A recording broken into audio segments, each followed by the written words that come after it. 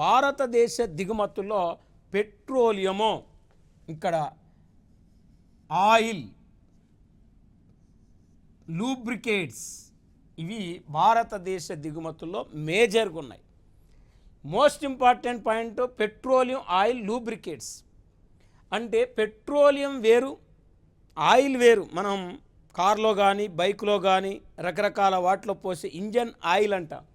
Lubricates అంటే మనం వాస్తవానికి గ్రీజ్ అంట. మనకు ట్రాక్టర్లకు కానీ ఆటోలకు కానీ కార్లకు కానీ విల్స్లలో వాడేదాన్ని లూబ్రికేట్స్ అంట.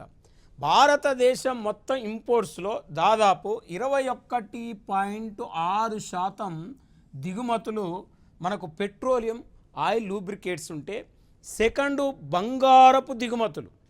మొత్తం 100%లో బంగారపు దిగుమతులే 5.9% ఉన్నాయి, 5.9%. పెట్రోలియం ఉత్పత్తులను తీసుకుంటే ఈ పెట్రోలియం ఉత్పత్తులు 5.8% ఉన్నాయి, 5.8% ఉన్నాయి. ఏది పెట్రోలియం ఉత్పత్తులు. మొత్తం ఇంపోర్ట్స్లో పెట్రోలియం ఉత్పత్తులు 5.8% ఉన్నాయి. భారతదేశ దిగుమతుల్లో మనకు ప్రథమ స్థానం పెట్రోలియం, ఆయిల్, లూబ్రికేట్స్, 2 బంగారము, 3 పెట్రోలియం ఉత్పత్తులు.